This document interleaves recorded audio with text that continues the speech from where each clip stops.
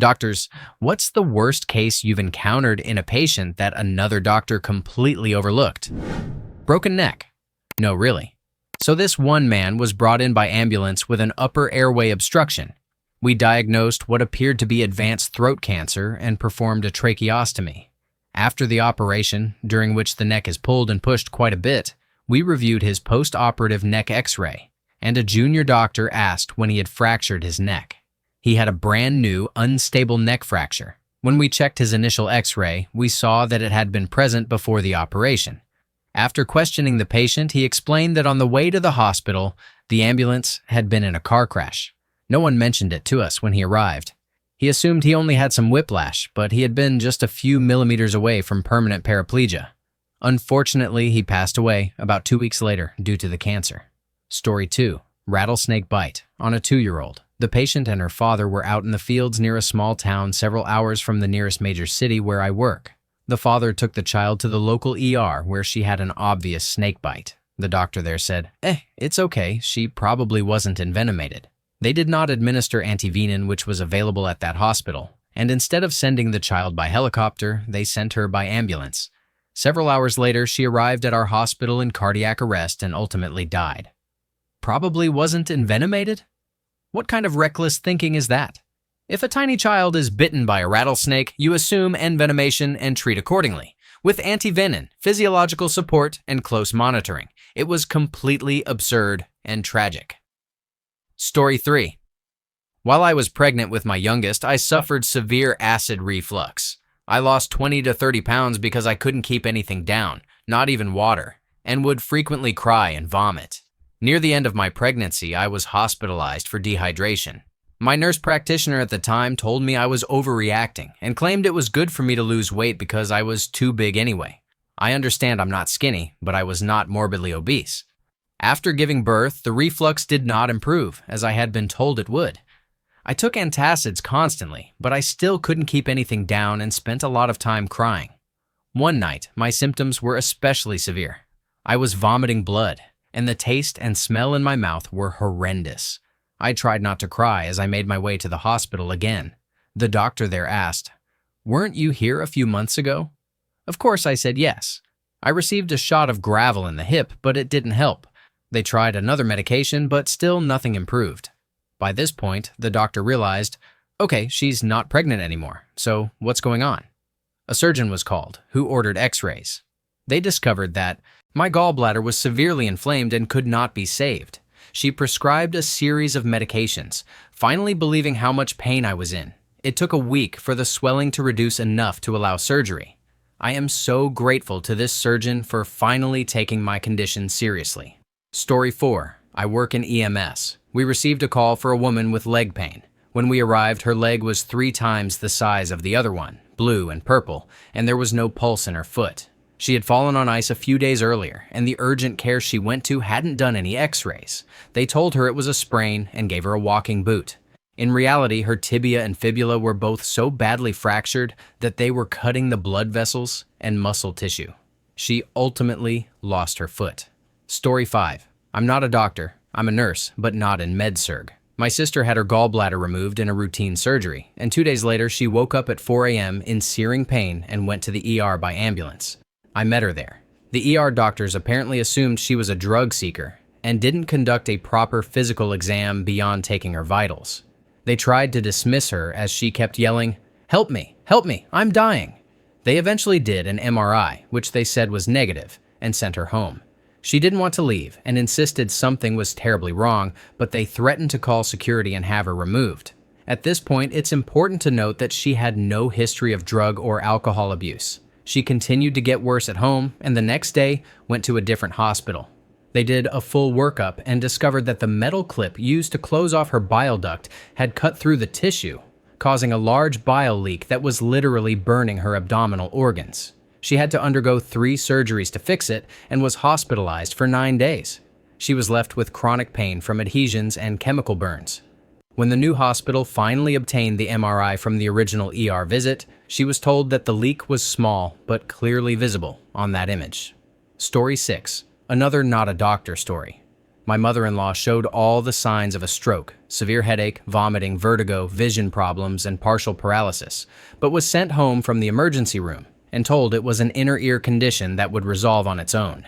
When she did not improve, she saw her GP, who, upon simply looking at her, asked when she had had the stroke. Realizing it was still untreated, he immediately sent her back to the hospital. There, they finally recognized that she had suffered a major stroke. She could easily have died and spent weeks in rehab. The hospital then claimed it must have happened after her first visit because, unbelievably, her chart from that visit did not note that she had had a stroke. A statement so wrong, it's hard to know where to begin. Story 7. I'm a doctor, and you would be surprised at how much ineptitude exists, even among our ranks. I once had a new overnight admission who had been admitted by another doctor the evening before. The patient had clearly suffered an out-of-hospital cardiac arrest at a local casino, with a defibrillator used to achieve return of spontaneous circulation. The admitting doctor documented it as syncope or fainting and had ordered a cardiac stress test for the following morning. I recognized the severity early that morning. The patient ended up needing emergency cardiac catheterization and a stent for a heart artery that had caused the cardiac arrest. If the admitting doctor had proceeded with the stress test, it could have been fatal. I have literally dozens of stories like this. It feels like half the doctors I work with are incompetent or indifferent. Edit. I want to clarify and defend doctors as well. Medicine is incredibly difficult. The more you learn, the more you realize there is to learn, and you are never truly confident that you know enough. Modern medicine has limitations, and sometimes we simply don't know. Most doctors are genuinely trying their best, so I don't want to unfairly criticize the profession. The healthcare system in the United States is also deeply flawed, and these issues are due to both systemic problems and individual practitioners. Story 8. A patient came into our ICU severely septic but still talking. He had visited his primary care physician a few days earlier with complaints of a sore throat. The doctor had dismissed him without intervention, as it didn't appear to be strep throat or the flu. By the time he arrived at the ICU, he was experiencing significant abdominal discomfort, so we sent him for a CT scan. As the scan was finishing, he coded and had to be intubated. He developed multi-organ failure. The CT scan revealed catastrophic findings. His peritoneal cavity was filled with widespread infection and debris. His wife told us that he had choked on an ice cube the day before seeing his primary care physician. He had swallowed a whole double half-moon-shaped ice cube, which perforated his esophagus with a massive 4¼ inch linear tear. This allowed a significant portion of his swallowed food and drinks to enter his peritoneal cavity instead of his stomach. To make matters worse, he also had reflux, which likely allowed stomach acid to enter the peritoneal cavity while he was sleeping. Once we understood the cause, he underwent extensive washout and exploratory surgeries to repair the damage to his esophagus and other organs. Thankfully, he made a full recovery, though he had been extremely close to not surviving. Story 9. During my residency, we cared for a woman in her 60s who was becoming progressively more forgetful and increasingly unable to take care of herself. Her primary care physician had diagnosed her with dementia, and a neurologist agreed. She could not provide an accurate history herself, but after speaking with her family and friends, it became clear that her symptoms were progressing unusually quickly. I remember noticing the contrast between her new hair growth and bright red dye, as well as her grown-out nails with hot pink polish, realizing it had not been long since she was independently maintaining her appearance. The woman in front of me was far from that level of independence. The neurologist I was training with recognized this, had her admitted, and ordered a full workup, including a lumbar puncture. Testing eventually revealed Creutzfeldt-Jakob disease, a rare and untreatable condition. She passed away a few months later, but at least her family was able to prepare for her continued decline and make necessary arrangements. It was a deeply sad situation. Story 10. I was working nights when a patient came in for a nail bed repair under general anesthesia. It was a slow night. As he was being anesthetized, he aspirated, so we did a chest x-ray to check for fluid or blood in his lungs. What we didn't know was that prior to this emergency surgery, he had been seeing his GP for over 6 months about chest tightness. He had been put on various asthma medications, none of which helped. The x-ray revealed a massive dark mass in his left lung. We kept him sedated and transferred him to the ICU. His wife and 3-year-old daughter were waiting on the ward. We had to explain where he had gone, why he had gone there, and what was going to happen. He died from lung cancer within the month. Edit. A general anesthetic was overkill for a nail bed repair, but he refused to have it done under local anesthetic. A commenter below correctly pointed out, and after discussing with a colleague, I learned that the dark area on the X-ray was actually normal lung, while the rest was whited out because it was riddled with tumors. This man was in his late 20s, a non-smoker, and I couldn't get past the situation for months afterward. Story 11. A patient presented with stroke-like symptoms, weakness on one side, blurred vision, and extremely high blood pressure. He worked at the hospital and told his manager how he was feeling and was directed to occupational health and safety. There, he was told, "You're fine, go to a walk-in clinic after work." He returned to work, but fortunately his manager insisted, "Nope, go to the ER." Once he arrived, a stat-head CT revealed a current intracranial infarct and 3 old infarcts that had never been diagnosed, 4 strokes in total. And yet, earlier, he had been told he was fine and could just go to a walk-in clinic after work. Wow. Story 12. During my training, I saw a 4-year-old child suspected of having meningitis. Although I was new to pediatric medicine, I had a gut feeling that the child was far too ill for a routine viral illness. What tipped me off was a slight delay in the pupillary reflexes. I asked the head pediatrician to perform a lumbar puncture to check the spinal fluid for signs of infection.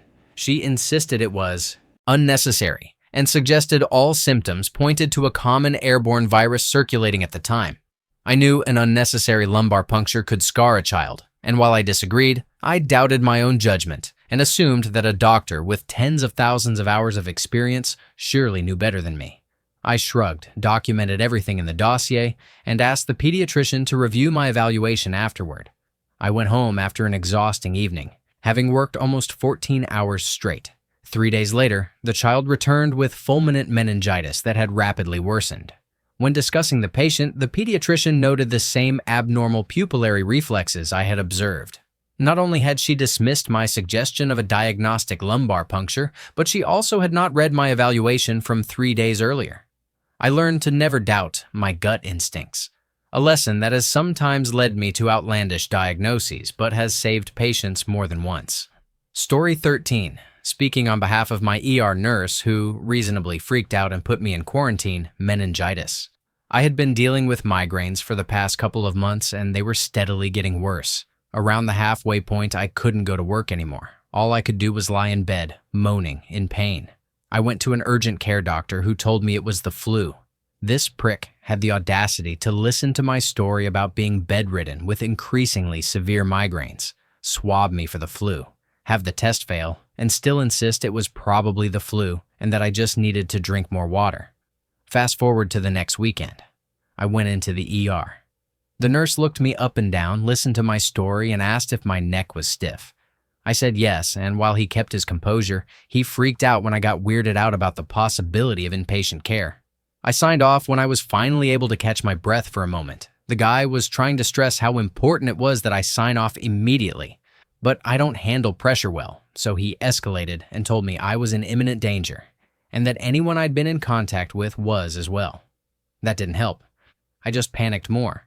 But once I managed to convince him that I literally needed about 5 minutes to breathe and process, everything settled and I signed in. They did the thing where they take brainstem fluid from your back to figure out which variant I had, put me in a quarantined room, and I stayed there for 2 weeks. If you're as unfamiliar with the disease as I was, it has 2 different variants. One can kill you and is a serious problem, and one is usually not.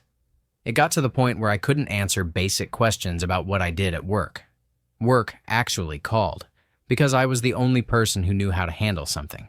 But luckily, my boss is a smart guy and pieced it together himself.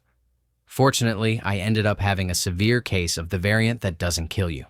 I was out of commission for 2 months straight and couldn't even look at a computer screen without getting instantly nauseous. So, yeah. If that urgent care doctor is out there, you really messed up and caused one of the scariest moments of my life. Maybe don't do that to other people. Story 14. During my psychiatry residency, I was working in the psych ER one night when we received a transfer from the main ER. Her family had brought her in for altered mental status that had been getting gradually worse over the past 2 weeks. She had been cleared by the ER doctors. All her labs and vitals were normal, and I was told she was likely having a mental breakdown or a psychotic episode. She was rolled into our area and I went to assess her. She was non-responsive, staring into space, crying, shaking her head back and forth, and mumbling. She couldn't answer any questions and seemed to be in tremendous distress. As a psychiatrist, one of the biggest lessons my mentors taught us was to assume that a change in mental status is always a medical condition until proven otherwise. Only then do you start considering psychiatric causes. Within a couple of seconds of seeing her, I had a gut feeling this was not psychiatric in nature. I looked through her chart and saw she had a history of blood clots. Her vitals were rechecked and, again, completely normal. At that point, I made an executive decision and ordered a stat CT of her chest to look for a possible clot. The technicians who came to take her for the study were a bit confused as to why a psych resident was ordering it, and the radiology team even called to confirm I hadn't placed the order by mistake. 30 minutes later, I got a call from the on-call radiology resident. She asked, "Are you the psych resident who ordered this CT?"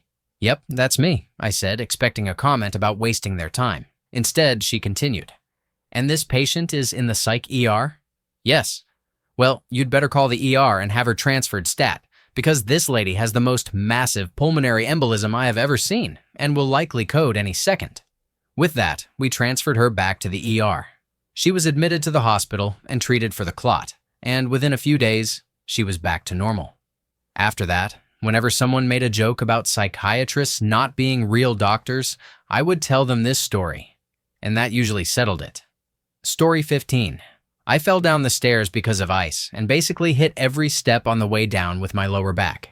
I went to the doctor a little while later because the pain didn't go away, and he told me it was just bruising and gave me 1,000 milligrams of ibuprofen. A year later, I went back because the pain had gotten worse and I had started walking with a cane since my legs were hurting a lot too. After a referral for an MRI, I found out I had 3 herniated discs in my lower back. I had surgery about 3 months later. I still needed the cane, but the pain was more manageable. 2 years later, I started working for a nationwide secondhand store and ended up back at the doctor because even walking through a grocery store had become unbearably painful. He assumed I was a drug seeker and only gave me steroids. I went to another doctor, and for almost 3 years, he would only treat my blood pressure and nothing else. Finally, when the company I was working for was shutting down, I found a doctor who actually helped me push through everything. While my insurance was still active, I got another back surgery for what had become 4 herniated discs. I no longer walk with a cane and have been mostly pain-free for 2 years.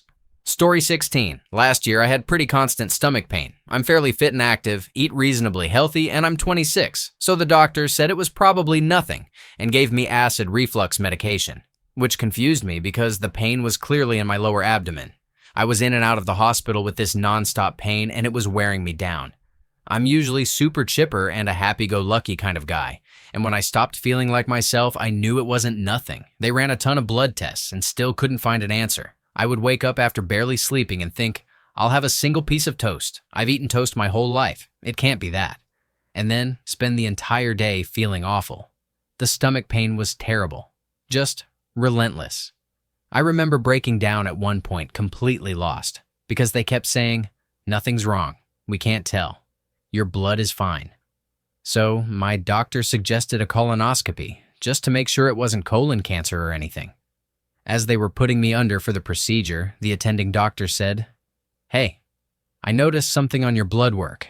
We're going to take a biopsy of your upper intestine as well, but we'll have to go through your mouth." I was already fading out as he said it.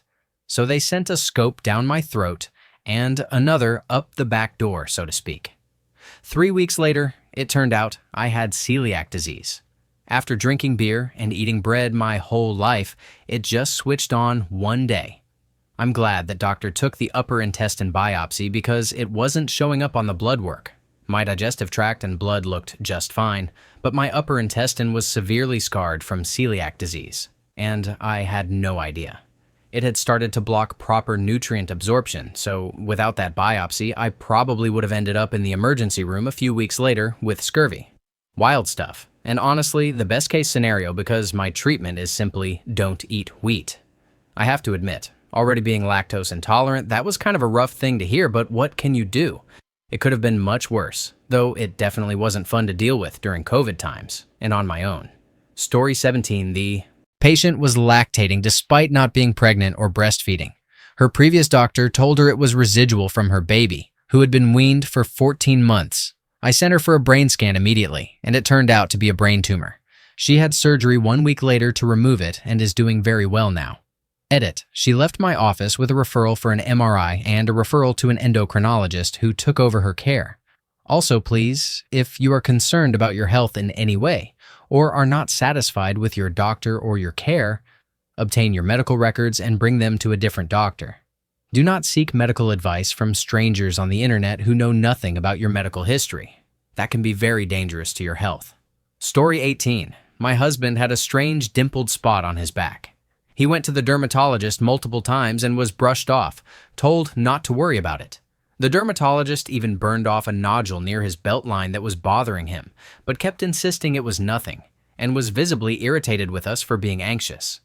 Because the experience was so negative, we waited nearly 10 years before seeing another dermatologist. The new dermatologist immediately diagnosed what turned out to be a sarcoma that had been growing for those 10 extra years. My husband now has a 48-inch scar running down his back from the tumor removal and the reshaping of his back. I now have months of experience dealing with wound drains, tunneling, bandages, triage, and all the laundry that comes with healing a massive wound. I would love to take that first dermatologist, who was so unbelievably patronizing about our concerns, and shove his face straight into his own A. Story 19. I suppose I have one from my time as a resident doctor. We saw a kid in the emergency department for difficulty walking. He had been slowly losing the ability to walk over several months and also had random, unexplained episodes of projectile vomiting. Looking through his records, he had seen his doctor multiple times, who x-rayed one hip, then the other hip, and gave him some Zofran, but that was it. On exam, he was clearly ataxic, terrible coordination, and he couldn't even stand. He failed all of our bedside neurological tests for cerebellar function. It was obvious, and I'm not even that experienced yet. We ordered a CT scan. There was a massive tumor in his cerebellum. It was obstructing fluid drainage in his brain, raising his intracranial pressure, and causing the vomiting. We had to call in the neurosurgeons overnight for an emergency drain, and he went straight to the ICU. Later, he had more surgery to address the tumor. My supervisor actually got pretty emotional about the whole situation. Edit. His history showed that he had declined significantly over the last few days, prompting the emergency visit, so he looked especially bad by the time we saw him. Hard to say what he looked like earlier. To any medical students reading this, 1. Do an exam, and 2. It is okay to cry sometimes. Story 20. My best friend was in her late 20s and had constant stomach irritation. She saw several doctors over nearly 3 years, and they all dismissed her, saying she had irritable bowel syndrome. She tried a new diet every few months, but nothing helped. One day she called me saying she had broken her ribs. She didn't know how it happened, but the pain was severe, and her doctor assumed her ribs must be fractured. Long story short, they weren't fractured. When the pain became unbearable, she went to the emergency room and had a CT scan. It revealed stage 4 colon cancer with 4-inch tumors in her abdomen, compressing her organs and causing the pain. She passed away a few months later. She had been seeing doctors about her symptoms for 3 years. If even one of them had taken her seriously and sent her for a colonoscopy, she might still be alive. It's disturbing, but sadly not surprising, to see so many similar stories. If something feels wrong with your body, trust your instincts and don't ignore it just because a doctor says otherwise. For the record, this was not in the United States. I'm keeping the location private to protect my friend's identity. She comes from a small country and has a sibling who used to be on Reddit. Any doctor could have referred her for a colonoscopy, but it seems it was easier to dismiss her. The cancer may have killed her, but the underlying cause was apathy. Story 21, MD here. I was recently called by a nurse who said a patient's bandages were wet from a little bleeding. The patient had recently had his leg amputated. When we removed the bandages, we found a spurting femoral artery and the patient passed out. He was taken to the operating theater for an emergency procedure. Definitely a close call. Story 22. Once, when I was a medical student on a surgery rotation in trauma, a patient came in after falling on the street and hitting his head. He had apparently fallen earlier that day as well and had been discharged from another hospital when the trauma workup there was negative. During our exam, we noticed his eyes were yellow. Since he couldn't give a clear history and we weren't sure what had happened, we CT scanned his abdomen as part of the trauma workup. His common bile duct was about 3 times normal size, huge enough to drive a truck through. Around that time, his next set of vitals showed a temperature of 103 Fahrenheit. He was floridly septic from ascending cholangitis, which explained why he had been falling. It was a big miss and clearly an emergency. Story 23. There was a recent story at the hospital where I work. A cardiologist in the ER was on a particularly difficult night shift and started feeling lightheaded, dizzy, and fatigued. Given how intense those shifts are, 26 plus hours, sometimes multiple times a week, nobody thought much of it, and he went to catch a quick nap in the staff room. People passed by occasionally, assuming he was just exhausted and letting him rest. Tragically, he had passed away for several hours before anyone realized something was seriously wrong. Story 24. Speaking as a patient. When I was a kid, my eyes hurt, and my dad kept taking me back to the same eye doctor. The doctor insisted the problem was that I wasn't cleaning my contacts properly, and kept giving me harsher and harsher chemicals to wash them with. It got to the point where I couldn't fully open my eyes in a lit room, and I hadn't worn contacts for months.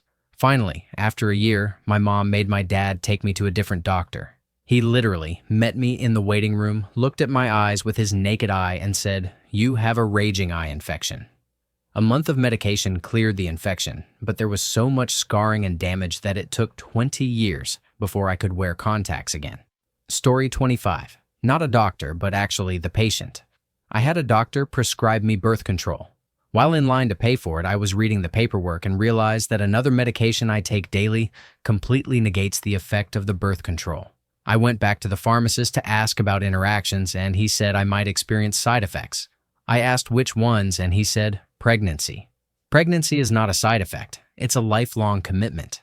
Then I called the doctor and asked why she would prescribe something she knew wouldn't work. She said, "But you asked for birth control." Yes, I did, but I wanted one that would actually work. Silly me for not specifying. Story 26. Probably the worst story one can hear. My wife found a lump under her breast that was very concerning. It took about 2 months to get a proper appointment. The doctor diagnosed it as a cyst and fibroadenoma. She drained the lump and it seemed fine, but it grew back a week later and was larger. After weeks of ongoing pain, the doctor finally said this approach wasn't working and scheduled surgery to remove it. When she went in for the checkup, expecting them to just examine the scar and healing, it turned out she had stage 2A triple-negative breast cancer. The surgeon was absolutely floored. The most upsetting part was that while her main surgeon and gynecologist, who had been fantastic, was on holiday, another male doctor told her, "Any surgery would be merely cosmetic, and it clearly doesn't bother you because I can touch the lump." I almost laid that doctor out in the office. When she finally got the diagnosis, he apologized to both of us for being an asshole. Unfortunately, it didn't end well. Even after 8 months of therapy, chemo, and radiation, her cancer came back 7 months later and eventually spread to her brain and spinal fluid. So many people brushed it off with, breast cancer, that's one of the easy ones. My insert relative nobody cares about had it. She even switched gynecologists twice because they wouldn't take her symptoms seriously. It's been 6 months now, and not a single day goes by where I don't wish I could have taken that cancer from her. She was only 27 years old. To everyone wondering how I'm doing, it's been 6 months since she passed, though I had been grieving for a while before that. Anticipatory grief, they call it. So, all things considered, I am doing well. Her birthday was on February 28th, and she would have been 28, so the week was quite solemn. Other than that, I've found ways to move forward with her, not from her. Whenever I have a moment of sadness, I let it happen and then continue. I do have PTSD from her time in the hospital, but I'm learning to manage it. And when COVID calms down, I plan to start therapy. Overall, I am doing well, enjoying life as much as COVID allows, and processing my feelings. I miss her every day and will for the rest of my life. Eat it. A few people have suggested I sue the doctor, especially considering the cost of treatment. I live in Berlin, Germany, and despite that unfortunate initial misdiagnosis, her treatment and care afterward were excellent. She received care from the Charité Berlin, one of the finest medical institutions in the world, and thanks to our healthcare system, we haven't paid a dime for any of her treatment. It's been a while, and I am at peace with everything. I don't plan to pursue litigation or sue a doctor for something that happened in 2019, though I understand your concerns. Story 27. I'm the patient in this story. When I was a toddler and started walking, my extended family noticed that I waddled a lot. My parents didn't really notice because they were used to my funny walking, but my grandma and aunts, who saw me less often, insisted I had a limp. My mother asked our pediatrician about it, and he reassured her that it was nothing and would correct itself as I grew. A year passed, and it didn't improve. It actually became more noticeable. My mother asked the doctor again and requested an x-ray to make sure everything was okay. The doctor snapped at her for wanting to expose me to radiation, insisting it was nothing, but he referred us to a specialist anyway. The specialist suggested that my parents wrap some wool around the leg that had the limp, claiming it would warm it up and speed up the growth process. Right. My dad finally had enough. It was summer, and my regular pediatrician was on holiday. His partner saw me instead because by that time the limping had become really bad, and my parents wanted another opinion. The new doctor measured my legs and found a 4 or 5 centimeter difference between them. I was sent to a specialist children's hospital to get it fixed immediately. I had severe hip dysplasia, so severe that my right hip didn't have a socket for the femur. After 3 years and 3 surgeries, plus months of physiotherapy to relearn how to walk, I was normal. If the second doctor hadn't caught it, I would have grown up disabled. He later split from his work partner, the first doctor, and now the second doctor is my daughter's pediatrician. Story 28. I am not a doctor, not even a nurse. While working as a CNA on an ICU step-down unit, I noticed my patient was acting strangely. I asked her a few questions, but her answers were odd. She could barely respond beyond huh and uh-huh. Her gait was unusual, more of a trot than a normal walk, and she was leaning. I was training another CNA at the time and told them, no matter what you do, if you see something, notify the nurse and document that you did so. The patient was having a major stroke, and the nurse was too distracted with her phone to perform an assessment. The woman had to go to rehab and wasn't a candidate for any stroke reversing treatments, even though I had charted that she seemed off 8 hours earlier. The only reason it was caught was that the night shift nurse insisted on bedside report. The nurse I had been working with yelled at me, "Stroke?" as if I hadn't been notifying her of symptoms all day. Edit.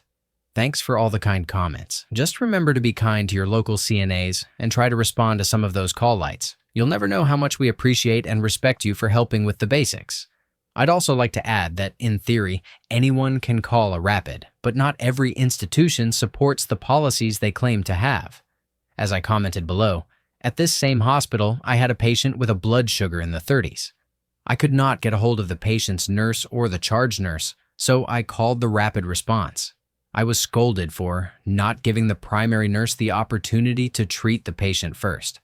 I had seen this kind of scolding at least 4 times before this incident, so the clear message was that if a nurse doesn't call it, and you do, you'll be pulled aside and reprimanded.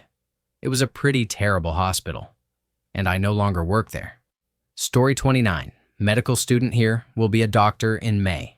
During an ED shift, we encountered what was likely a missed testicular torsion. The previous doctor had told the patient he probably had cancer.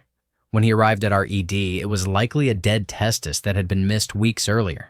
People with testes, especially young men. If you experience sudden, severe pain, sometimes without any obvious cause, often during or after activity, go to the ED immediately. It's one of the few things that would make a urologist lounging at home on the weekend turn on his Tesla ludicrous mode and go plaid to get to the hospital. Story 30. I'm the patient in this story, but I still think it's worth sharing.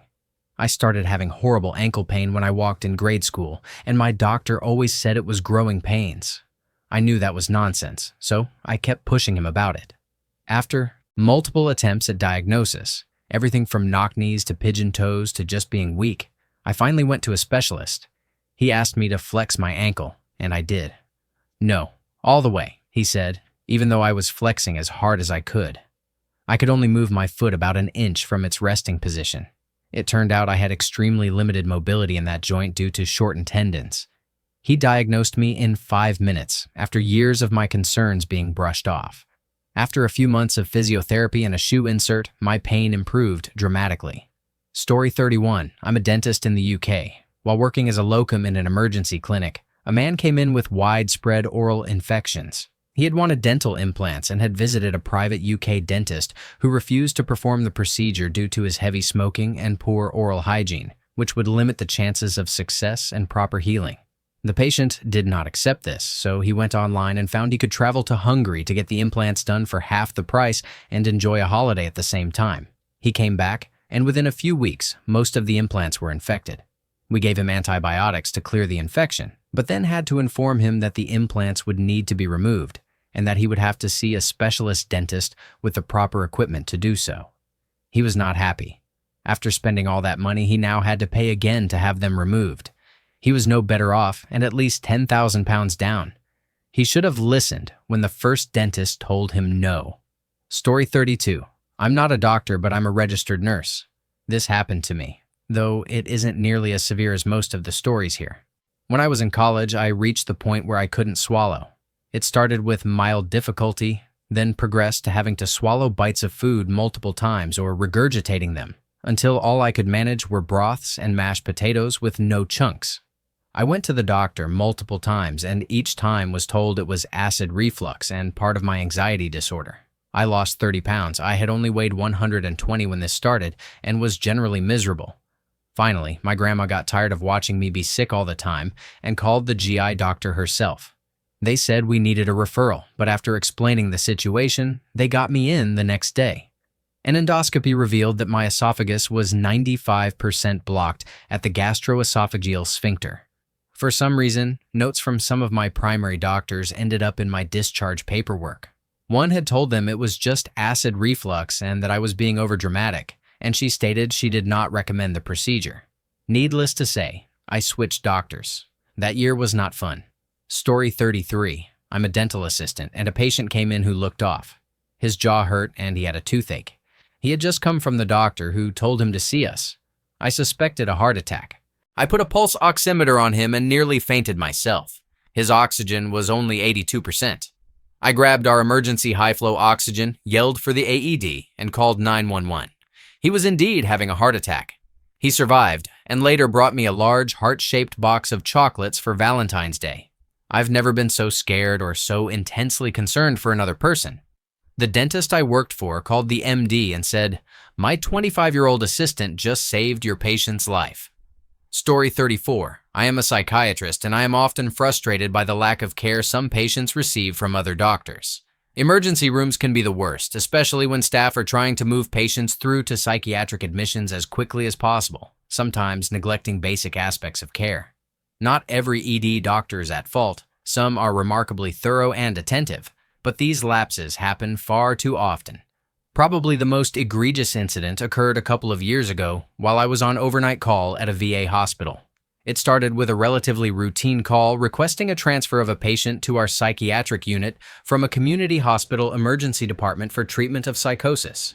He was an older man, I believe in his early 70s, who had been acting strange and delusional. His son-in-law told the ED staff that he had a history of psychiatric issues. I asked them to fax the transfer packet, which included a bundle of assessments already performed, and began reviewing his chart in the meantime.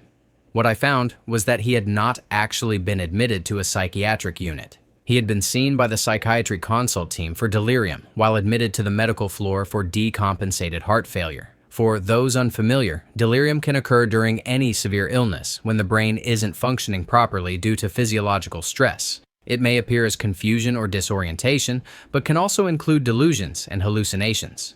From his chart, it was clear he had no primary psychiatric issues. He had only been seen while delirious.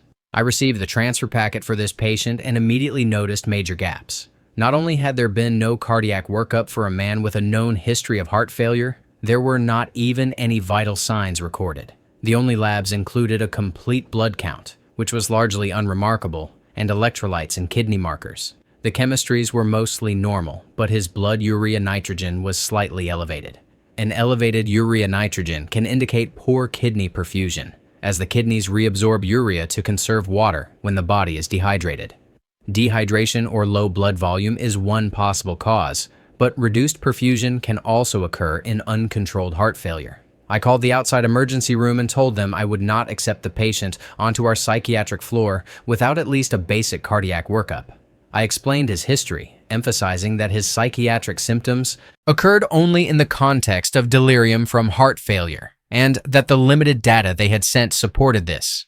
They said they would obtain the labs and vitals I requested and get back to me. I heard nothing further and assumed they had identified evidence of cardiovascular decompensation and transferred him to the medical floor instead. A couple of hours later, I was called to the ED to evaluate someone. While at a computer at their desk, I overheard an ED doctor mention a patient coming in from the same hospital. For context, transfers to the VA pass through the ED first, even though this is technically not allowed at other hospitals. Curious, I asked if it was the patient with decompensated heart failure. I was told it was the same man and that he had been actively having a heart attack in their ED. Needless to say, I was extremely upset that the outside ED had attempted to send him to our psychiatric unit, where access to other medical treatments is more limited, without even taking his vital signs or recognizing the heart attack. I tell this story to medical students rotating through psychiatry to emphasize that just because someone is acting bizarre does not mean you can label them a psych patient and ignore other serious medical issues. Story 35. Another not a doctor story, but my mom is a nurse. When I was 15, I fell on my wrist during PE at school. The school nurse, who knew my mom through nursing circles, said to just keep an eye on it. Later that afternoon, I was in agony, but my mom insisted I was old enough to cycle to the doctor myself. After enough whining, she finally took me, and the hospital confirmed it was broken. She sat very sheepishly in the waiting room after hearing the diagnosis. Fast forward 3 years. My stepbrother came home from university for the weekend with a sore wrist from a fight. Same response from my mom: "Quit whining, it's fine." He went to the university health center after returning and was taken to the hospital for surgery and a pin to be inserted. Edit. To address comments about her being a bad mother or nurse, far from it. She's been a fantastic grandmother, and is highly regarded locally for her nursing. But as other children of medical professionals have noted, something seems to switch off when it comes to their own kids' medical issues. I've met many people with similar stories, and it's been nice to share and laugh about them. Story 36. I'm the patient, but this is an important story to tell. From around the age of 17, I began experiencing daily abdominal pain and severe digestive problems. I could barely eat, and my bowel habits fluctuated between diarrhea and constipation. My menstruation became increasingly painful, and I started losing enormous amounts of blood despite being very small, less than 5 feet tall. You would think any competent doctor could recognize this as a gynecological issue. However, my doctor at the time, a woman, insisted it was anxiety and said she wouldn't bother testing for or treating a gynecological problem unless I was older and trying to conceive. Over the next several years, my gastrointestinal and gynecological symptoms gradually worsened. I was referred to dozens of different specialists and repeatedly told it was just stress or anxiety. Questions ranged from, "Are you pregnant?" to incredulous, "Are you sure you're not pregnant?" I was also told that every woman has painful periods, or it's just constipation, take this over-the-counter product, and so on. Meanwhile, my gut function was failing. A functional gut test took 6 hours to pass an egg sandwich when it should have taken 90 minutes. I weighed only 40 kilograms. It got so severe that I even started losing bowel control. No treatment seemed to work. By the age of 24, I was unable to work because I could not control my bowels. Doctors suggested I seek therapy and implied that I might be exaggerating my symptoms. One day, I saw a new GP for routine sexual health tests and received an abnormal pap smear. Within 2 weeks, I underwent an exploratory laparoscopy to rule out cervical cancer, only to discover I was riddled with endometriosis on my bowel, cervix, perineum, some ligaments, and even my gallbladder. I also had an ovarian cyst the size of a tennis ball. After excisions and treatment, my gut function returned within 3 months. Unfortunately, I will never be able to have children. If the doctor I saw at 17 had simply done her job, I would not have lost 7 years of my life, my gallbladder, my fertility, and my mental health. Story 37. Not a doctor, but I had a half-hearted dentist. I went to the same dentist's office for several years and was repeatedly told to get braces and have my wisdom teeth removed. Both of these posed problems. I play the trumpet professionally, and performing at that level is extremely difficult, or impossible, with braces, and having my wisdom teeth removed would take me out of work for at least a month. I told the dentist this at every visit. I decided to get a second opinion from an oral surgeon. They took x-rays and reviewed my records from my dentist. The conversation went like this. Oral surgeon: so, you're experiencing a lot of pain in your wisdom teeth, according to your records. Me: I am not, at all. I never have. Oral surgeon: so, I'm just going to assume your regular dentist falsified the rest of your record, put this folder down, and do my job. The oral surgeon then explained that the way my wisdom teeth had come in, they were sitting on a nerve that would be nearly impossible to avoid during removal. Cutting it could result in permanent loss of sensation in the lower half of my face, a major problem given my career as a professional trumpet player. I was advised that if the wisdom teeth weren't causing pain, there was no need to remove them. However, I did need to extract a tooth adjacent to one of my wisdom teeth, which my regular dentist had completely dismissed when I asked about it. I never went back to that dentist and will be starting with a new one soon. Story 38. I started taking my daughter to the doctor for abdominal pain when she was 12. The pain was excruciating. She couldn't function. We tried tracking her pain cycles, but nothing seemed to make sense. Doctor after doctor, specialist after specialist, told her it was all in her head. This, on top of everything else she was dealing with, led to serious mental health issues. At 19, she ended up in the ER again for abdominal pain, and they discovered a cyst on her ovary. A few weeks later, she was scheduled for surgery to remove it. The procedure lasted a couple of hours longer than a typical cyst removal, and the surgeon, a gynecologist, came out and said, "That is the worst case of endometriosis I've ever seen in my entire career." By 21, after exhausting all avenues for controlling her endometriosis, she had a full hysterectomy. Even during preparation for the surgery, nurses and anesthesia staff were told this was one of the worst cases the surgeon, who specializes in endometriosis, had ever seen. I desperately want to go back to all the doctors and ERs we visited and say, look, she wasn't faking it. I hope that by sharing her story, the next child won't have to endure what my daughter went through. Story 39. Not a doctor, and this is about my husband. After we got married, we struggled greatly and nearly divorced because he would go through phases where he seemed like a completely different person. I had noticed some of this before marriage, but when I stopped working, it became clear that he was really struggling. He had faced many problems throughout his life, beginning with receiving a felony in middle school. By his early 20s, he was in prison for drug use, burglary, reckless driving, and other offenses. He received several diagnoses, including narcissistic personality disorder and sociopathy, but he was never properly treated or medicated. One doctor even told him he was untreatable. Despite this, he got out of prison, stayed sober for years, earned a bachelor's degree with honors, and moved to a new city. Unfortunately, he began struggling with alcoholism again before I met him, and we partied heavily at the start of our relationship. Fast forward a few years, we were married, mostly sober, and living in a new city. And my husband would periodically act completely unlike himself for about 2 weeks at a time, then return to normal.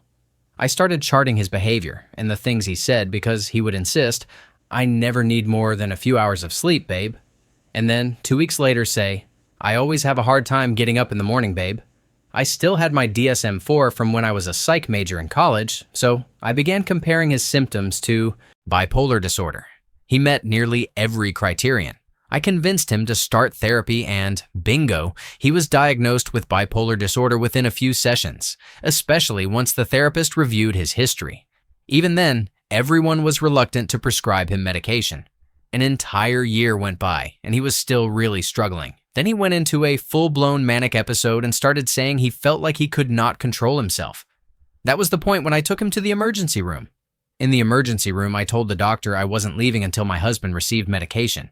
He was clearly suffering and needed help immediately. The doctor not only agreed completely, she even called his therapist and lectured her for not doing more to get him the medication. He was prescribed a hefty dose of Seroquel, and when we went home, he slept for 2 days straight. When he woke up, he was back to his normal self. It took another 2 years of trial and error to get his medication balanced, but the difference has been incredible. My husband had been considering surgery for excessive sweating, but that problem disappeared once he started Seroquel. A long list of other issues: rapid heart rate, insomnia, difficulty maintaining weight, nausea every morning, and more also vanished once his mental health was treated. Even his alcoholism disappeared. He now struggles to finish a single beer and rarely even opens one. Now, he is essentially as normal as someone without mental health issues and often wonders what his life would have been like if he had received proper help at so many different points. Without medication, he never really stood a chance. Even once we knew what was wrong, I can't help but think about that year of our lives, when we nearly divorced and my own mental health was spiraling. If he had received medication right away.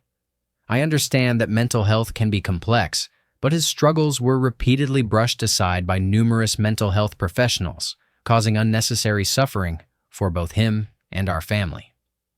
Story 40. A patient came in with what appeared to be a fungal infection in the chest. Despite multiple courses of itraconazole, the plaque continued to grow. The physician called me to review the case. On examination, the chest plaque was strongly suggestive of a fungal infection, and direct testing confirmed the presence of the fungus. However, the treatments were ineffective. When I reviewed the patient's records, I noticed that his leukocyte count was extremely low. A quick HIV test confirmed the patient had AIDS, in addition to the fungal infection. To the physician's credit, he had followed proper procedure, even though the patient initially lied on his clinical exam, claiming he had no active sexual life. Once confronted with the evidence, the patient admitted he frequented sex workers and was active in online dating. Public health authorities were not pleased. Story 41. While I was on a trauma and orthopedics rotation at a small hospital with a somewhat unreliable A&E department, the medical team asked me to review a 67-year-old woman who had fallen at home. She reported shoulder pain. A&E had taken x-rays, ruled out a broken collarbone and shoulder, and referred her to the medical team to investigate the cause of the fall. She was still in pain, and the medics didn't fully trust the ED assessment, so they asked me, the chubby but mostly competent trauma and orthopedics SJO, to take a look. I reviewed the x-ray first, nothing broken. Then I saw the patient. Her shoulder was bruised but had a good range of motion. As I palpated the area, I felt some unusual lumpiness under the skin, almost like bubble wrap. I immediately thought, holy shit, this is surgical emphysema. I went back to the x-ray, checked the small portion of lung visible, and noticed a large pneumothorax, punctured lung, and possible broken ribs. The patient received an emergency chest drain and was transferred to a trauma center. She survived. I don't think the ED doctors had even examined her physically. They had just looked at the x-rays and referred her on. Note, surgical emphysema is air-trapped where it shouldn't be. In this case, in the skin and subcutaneous tissue, usually due to a hole in the lung. Story 42. I'm a physical therapist. Just yesterday, I tried to see a patient around 9 a.m., but he needed a blood transfusion. We chatted briefly, and I told him I would come back later. When I returned at 11:30 a.m., he was full-on belly breathing, extremely lethargic, and unable to communicate like he had before. I mentioned it to the nurse, who said she was aware but hadn't checked on him. I came back again at 2 p.m. and learned that an hour after I raised the concern, they finally recognized he was having a reaction to the transfusion and stopped it. By the end of the day, he was being sent to the ICU. Story 43. My wife has severe celiac disease and gastroparesis. She complained of stomach pain and digestive issues for years, but her parents and doctors dismissed it, chalking it up to her being a drama queen, which she definitely was not. She has always been one of the most level-headed people I know. She wasn't diagnosed or treated until she was 21, by which point her body was essentially shutting down and eating itself because it couldn't process nutrients. Now, in addition to celiac disease and gastroparesis, she suffers from numerous food allergies, autoimmune issues, cysts, and decreased fertility. All of this happened because no doctor was willing to spend 10 minutes listening to a teenager with consistent symptoms. I love her family, but it infuriates me that her mother tries to downplay how much she ignored my wife. Story 44. Not a doctor, but a physician brushed off my knee pain. I had been tossing a frisbee, jumped to catch it, landed on a hill, and heard a loud pop. I couldn't really walk on it. I waited a couple of days for the swelling to go down, and by then I could walk again, though something still felt off. I went to a doctor who did a strength test and said it seemed fine. I convinced myself I must be overreacting. 5 years later, after tweaking my knee during a mud run, I finally saw a doctor again. They ordered x-rays and an MRI and discovered I had torn my ACL. Because the injury had likely happened years earlier and I had not received physical therapy or surgery, my knee had additional damage, a torn meniscus, and a divot in my femur. Years of continued activity had worn down my cartilage, leaving bone-on-bone contact. Story 45. I'm sharing this again because I hope it helps someone. When I was 26, I found a lump in my breast. Thanks to Planned Parenthood teaching me self-checks, I knew it felt different from a cyst. It felt exactly like the tumors I had been taught to recognize. The first doctor dismissed me saying, "You're too young for breast cancer." I didn't accept that and went to a second doctor who said, "It hurts when I press it, right?" "No." "It gets bigger with your period, right?" "No." "Sure it does." The third doctor said, "You'll have an ugly scar if I biopsy it." By the fourth doctor, I told him to call the police to remove me from the table if he wouldn't schedule a biopsy, because I was not leaving without one. It turned out I had stage 2 breast cancer. After surgery, 9 months of chemotherapy, 3 months of radiation, and being told I couldn't have children, I survived. I now have 3 children and am 62 years old. If something feels wrong, trust your instincts. Seek second, third, or even fourth opinions. Don't let anyone dismiss your concerns. Story 46. Not a doctor, but I've had migraines for years. They were mainly behind my eyes, but I assumed they were due to stress and hormones. So did the neurologist I first saw. She seemed annoyed when I described the pain behind my eyes, in my temples, and the intense pressure. She prescribed Imitrex and sent me on my way. Later, during a routine eye exam, my ophthalmologist asked about headaches. I explained that I always seemed to have them.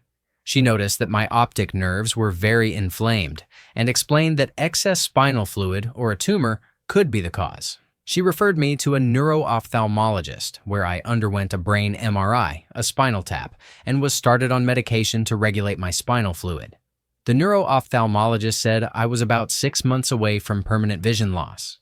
After the spinal tap, they removed approximately 100 cubic centimeters of fluid and measured my pressure at 42, whereas normal spinal pressure is 8 to 16. I was lucky I mentioned my headaches to my eye doctor, a big middle finger to the neurologist who had just handed me medication.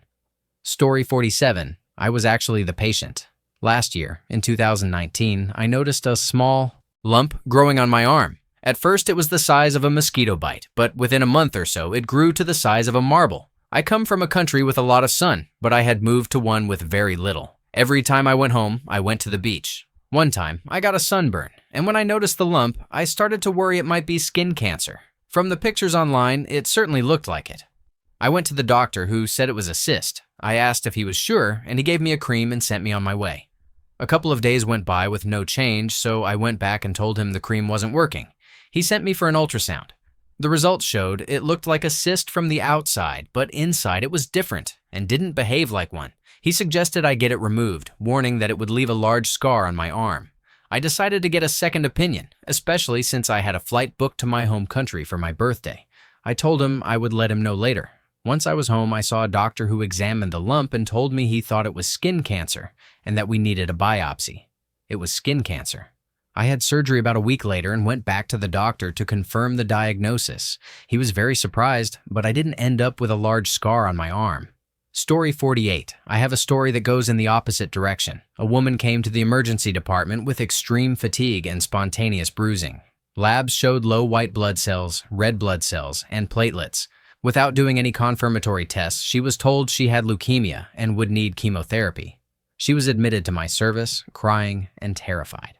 After taking more history, we learned she had just started a medication for her rheumatoid arthritis that can cause low blood and platelet counts as a side effect. Further workup found no evidence of leukemia. The medication was stopped, and within a week, she was completely back to normal. Story 49. Not a doctor, but my wife is a nurse practitioner. She saw a patient at an urgent care, did some nurse practitioner things, an EKG, I think, and told her she needed to get to an ER because she likely had blood clots that could cause a stroke. She needed a test that only a larger hospital with better equipment could do. The woman left, and a few days later, my wife decided to check in on her by phone. She was surprised to hear that the doctor had sent her on her way and wasn't too concerned. My wife expressed her worry, and the woman couldn't sleep that night thinking about it. She got up and went to the ER. It was a different doctor, but the same ER. And when they ran the tests, they found 3 blood clots. She went into surgery immediately. She called my wife afterward to tell her what happened and to thank her. I'm so proud of my wife. She's only been an NP for 1 year, and I always knew she'd be great. She's excellent at her job, which is why it amazed me that it took her a year to find an NP position after graduating. She was an excellent nurse. Honestly, the best in my opinion. She cares deeply about people and is the best mom any kids could ever ask for. Thank you for watching. If you enjoyed this video, be sure to give it a thumbs up, subscribe, and hit the bell icon so you never miss an update.